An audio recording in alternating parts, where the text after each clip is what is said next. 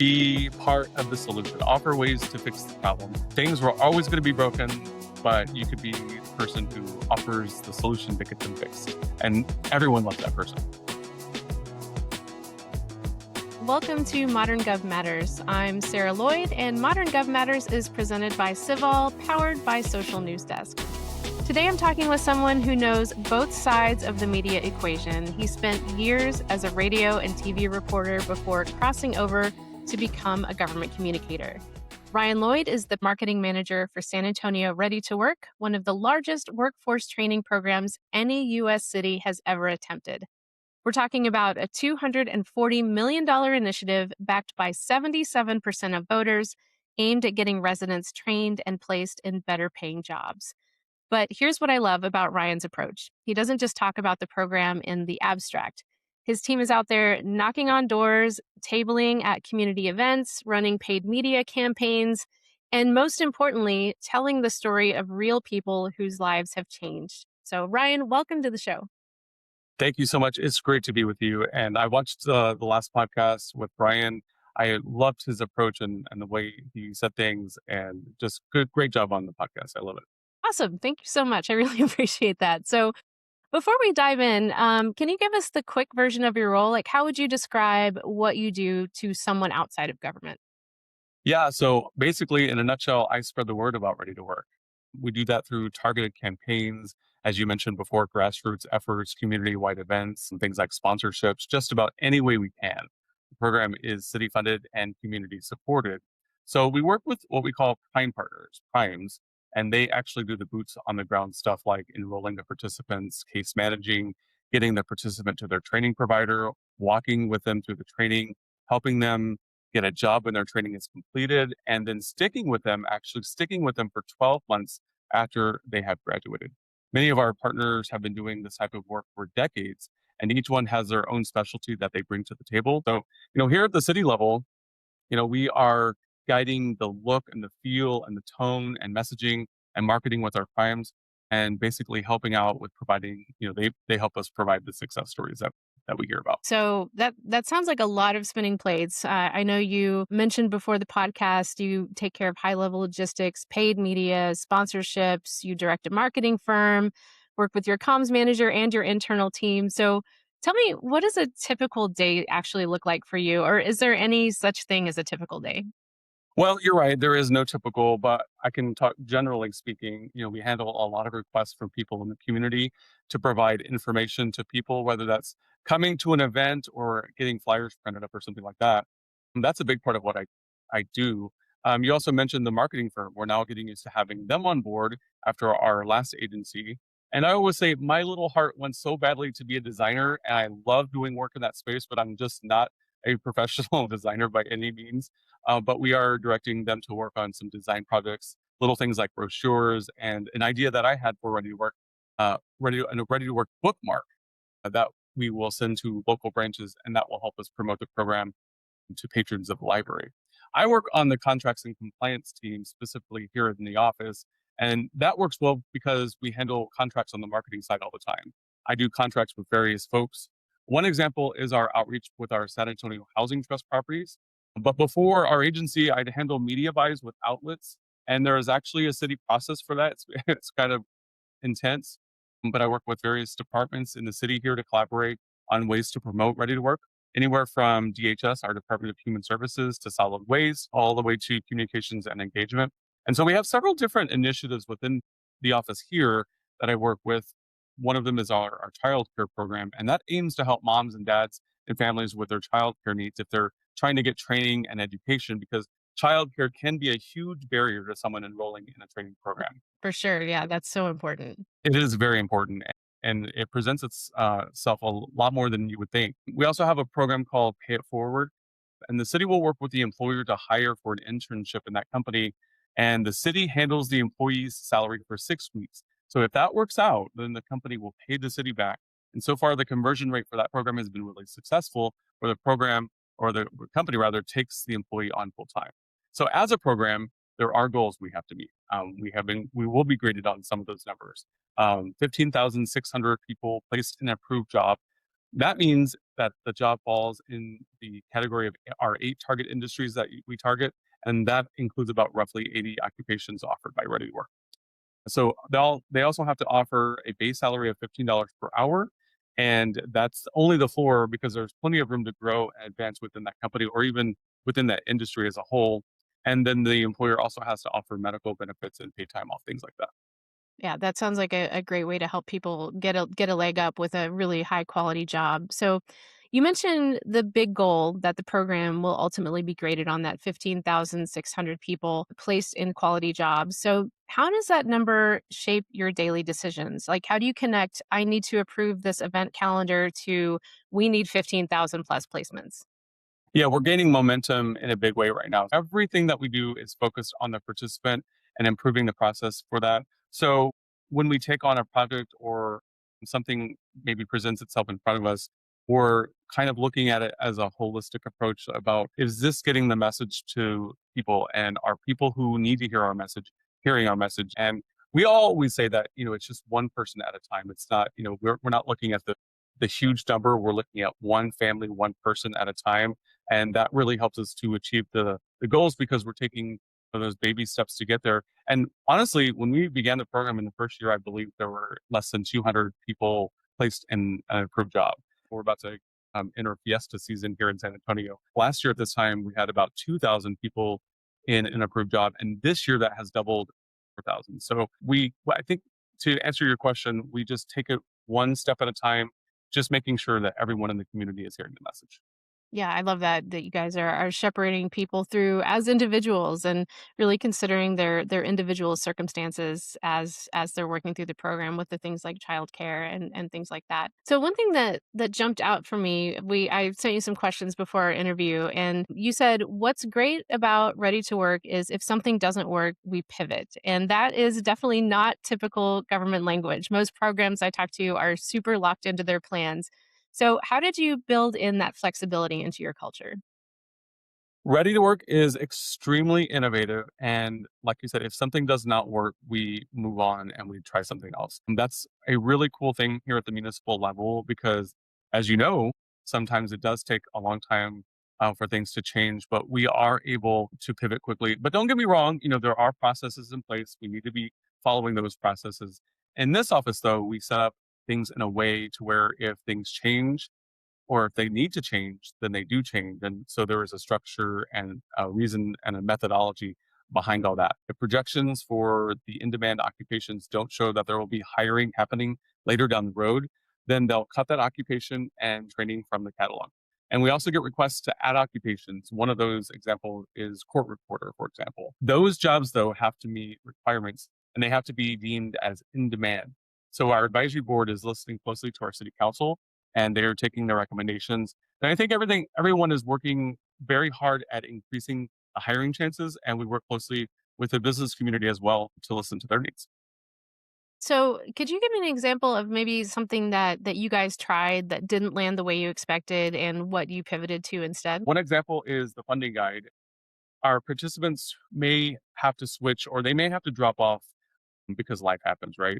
So if they have to do that and maybe later on they come back to the program and maybe they get picked up by another prime, the program made it possible so where they can easily now transfer their funding to another prime and continue working through the program. That was not always possible before because it was like if you are dropping off or you can't complete your program, then basically the funding would shut down. So they allowed the funding to kind of carry over to another prime where somebody else can pick them up and they can continue on. So, what have you learned about coordinating with your partners and making those partnerships work smoothly? You guys are like I said, spinning a lot of plates. How do you make sure that those partnerships continue to run on a smooth track? One of the challenging things about the program is that with the partners for being around for so many decades, they have their own work that they're already doing. But now that they're partners with Ready to Work, they have a contractual obligation to meet metrics and markers set out by the program. And I think we're also challenged in receiving so many requests from the community. But that's also a part of the blessing too. About part of the work that we do is continuing to conduct our outreach and make sure that people who need to hear about Ready to Work are hearing about it. And I'm a big people person, honestly. So as marketing manager, I've held numerous events And that helps us bridge the gaps and form lasting relationships with our partners. And we recognize that the achievements of the staff members are our achievements. So we recognize the achievements from our primes, and they do an amazing job. Yeah. So you mentioned events, and I know you guys table events and do a lot of event outreach. Can you tell me about some of the events that you guys participate in? Yes, I'll tell you actually about some of my favorites too. We have done for several years in a row now the 4th of July event at Woodlawn Lake Park. And it's great because we partner with San Antonio Parks Foundation. And the Parks Foundation gives us kind of a front row table at the 4th of July event. So that way, when people are walking in, they're seeing our ready to wear table like right away. They're getting our swag, they're getting the koozies and the fans and everything else 4th of July related. And that's really special because it gives us a chance to interact with people, to see them before it gets dark and fireworks are going off. So it's really cool to be a part of that event, and we have a lot of traction, lots of foot traffic at that event, probably around 50,000 people. We've also tabled at things like Jazz Alive. Maybe that wasn't directly our audience, but I feel like we're also making headway in getting our message across to people at events like that. Something where it might be a family member who sees the program and tells their family member or their friend about Ready to Work. So I think in any kind of situation, we're making it's like fundraising, it's like friend raising. And when we can do that, we can also really increase our enrollments and increase the folks that are going through the training program, and then ultimately increasing our graduation rate and helping them get better jobs. Our tagline is better paying, higher quality jobs, and that's exactly what we're here to do. I love that concept of friend raising. Yeah, It's not necessarily trying to raise money directly, but really raise the amount of participants in the program and maybe even partner awareness as well. And you mentioned the 4th of July event that you guys table at, and it just made me think, you guys are really offering kind of a different kind of freedom, financial freedom, and that trickles down to other generations, which is amazing. absolutely. Yeah. So you mentioned to me that you are an Adobe ambassador, but not technically, but you do love their products. And you said that they're talking a lot about communicating through all the noise that we have going on in our lives. So, what does that actually mean for you when you're trying to reach residents about workforce training programs? Yeah, I had the opportunity to attend Adobe Max in LA last fall, and what an experience that was. And one of the sessions was called Brand Clarity in a Noisy World, where they talked about brands that who drown in sameness, and good is not enough. Basically, good is the baseline that we are all at. So we must be purposeful in the messaging. And that means every decision, every font, every positioning, that all must align with the brand identity so it can create a unique moment for the user. And they said it must carve out exclusive mental real estate so people see it and remember it. It's really hard when you're competing for mental real estate with, a noisy world. Maybe that's working two jobs, just about anything that's taking attention away and placing it, they're having to place it on real world needs before you can even begin to think about Ready to Work and a better paying, higher quality job. Those kinds of thoughts, those, things that get in the way are thoughts that are further away and maybe tomorrow's worries. Yeah, and the fact that you guys are helping your participants, clear out some of that noise and worries about how am I going to take care of childcare and all the things that go around trying to take a step back, go back to school, go back into training. It's amazing that you guys are helping them to cut down on that noise as well and help them stay focused on their goals. Absolutely, yes. And you told me you do something called Point of Light, which is featuring people's stories in your presentation. So, can you tell me about that approach? Why is individual storytelling more effective than just saying we've enrolled 4,000 people? Yeah, I think our point of lights help us center the meeting or the presentation or wherever we're at or whoever we're talking to the real purpose and the meaning of the program. They tell about someone who made probably about $11,000 per year before they joined Ready to Work. But after their training program, their job placement, they're making about $44,000 per year. And so our leaders say that upward economic mobility is life changing for that person, but not only that person, but for their family and for also generations to come. And so I think that provides context for the advisory board members and for our primes, anyone who sees that story to want to even do more and challenge ourselves even further. Yeah, and these people share their stories with you personally, right?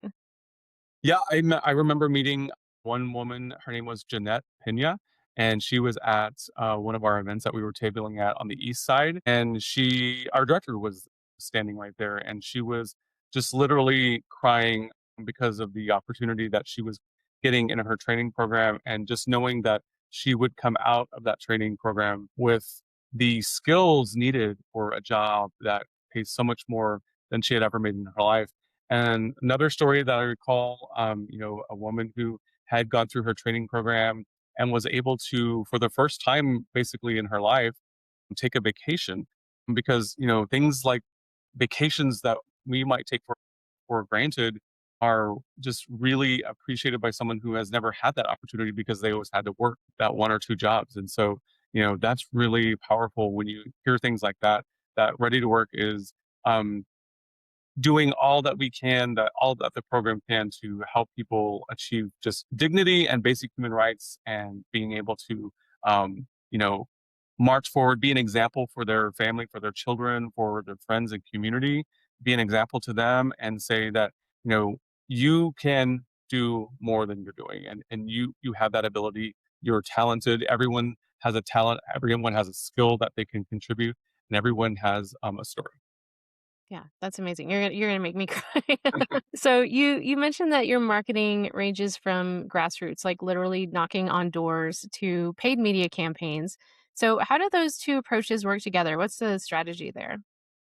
Well, I mean, sometimes the strategy is that we're getting direction from city council. And so sometimes the direction is we need to place an ad because we have a program that needs attention. I know that one of the grassroots opportunities where we were literally going door to door, as you said, was because of a city council person's recommendations. And so we, got out the maps, we circled neighborhoods, printed up flyers, got out clipboards and pens, invited our community partners to the event, and we all just dispersed and were able to go out into the community, into that District 4, and shake hands, meet people, tell them about the program. And then you asked about how do you combine that with things like paid advertising. Sometimes I think it just amplifies, it helps to connect those two types of tactics. So if you're meeting somebody door to door and shaking their hand, and then they're seeing that message perhaps on a paid social ad or some sort of paid media opportunity, out of home, billboard, whatever, and then they're kind of connecting that in their mind like, oh, I've heard of that. Maybe they will be motivated to check more into the program and find out a little bit more about it, maybe for themselves or, like I said before, for a family or friend. Yeah, so just having those messages kind of reinforce each other. I believe, yeah, that's a great point. That's a great way to put it. Is to reinforce, amplify, lift up those messages that are coming together to raise up. Yeah, those converging messages, yeah. So after all the planning, all the coordination, all the noise cutting, what does it feel like to make such a difference in folks' lives, and why does it matter so much? Well, I think as you said just before, and this was on my mind too. I feel like that person is able to find their financial independence, their freedom, and I think after all of the noise is cut out and after everything is focused into a clear message about what we're trying to communicate out, I feel like we are just able to realize that the work here is important and we need to continue doing it even when there are challenges and even when we have naysayers knocking at the door. Can you tell me maybe one more story about someone who's maybe gone through the program and kind of what the outcome there was there? One of the folks who went through the program is named Deluxma, and Deluxma is a true ambassador participant of the program. She went through her phlebotomy and I think a few more medical, I'm not sure the actual medical terms that she got her certifications for. She, I heard recently, is now in a management position at her company. She has always been an amazing person because she had challenges. She had like real deep challenges in her life. And when she heard about the program, she came to one of our partners, went through her training, and has always been like just so upbeat and faithful in her faith, and just is able to talk about the program with a smile, with enthusiasm. And it's has always been really great to hear her story about her turning her own life around. But then she's also encouraging others around her to turn their lives around as well. And it has been a joy, a pleasure to hear from her. And I'm so thankful to hear that she's doing well in her career and is in that management role now. And I think she's probably just going to keep on going. And I think she'll keep on, telling people about the program and being our kind of ambassador in a way, basically. Yeah, and just keep on climbing. That's amazing. All right, I'm going to shift gears on you a little bit. I always like to hear about the communities that my guests live and work in. So I'm going to ask you a few rapid fire questions about San Antonio, where you're based. What is your favorite local spot? I would have to say Kunstler Brewing and Road Met Brewing are like my two favorite spots. Okay. And what's the most underrated part of San Antonio? I think the East Side, there's lots of local gems on the East Side. I live on the East Side. I heard of a new bakery actually that just popped up that I need to go to. And one of the really cool local pizza joints here in town that's in Southtown apparently just opened up a new location on the East Side in the former Tucker's spot. So I need to go check that out. If San Antonio had a theme song, what would it be? I was thinking something by Johnny Cash and maybe Ring of Fire because it gets really hot, really hot. It does get really hot. Yeah. All right. One more question. What's your best piece of advice for someone just starting in government communications? Let's say to that person to be part of the solution, offer ways to fix the problem. Things were always going to be broken, but you could be the person who offers the solution to get them fixed. And everyone loves that person. Yeah, that's for sure. Awesome. Well, Ryan, thank you so much for being here. This was such a great conversation about what it really takes to market a huge civic program and why flexibility and storytelling matter so much in government work. So, if folks want to learn more about Ready to Work or see what you all are up to, where should they go? If you want to check out our website, it's readytoworksa.com. We also have our Facebook, our Instagram, and our LinkedIn pages. And so you can check out our success stories and all of the news and latest information that we're up to. Or people can call our number 210-207-JOBS, 210-207-JOBS. But yeah, readytoworksa.com, and then our social media would be the best place.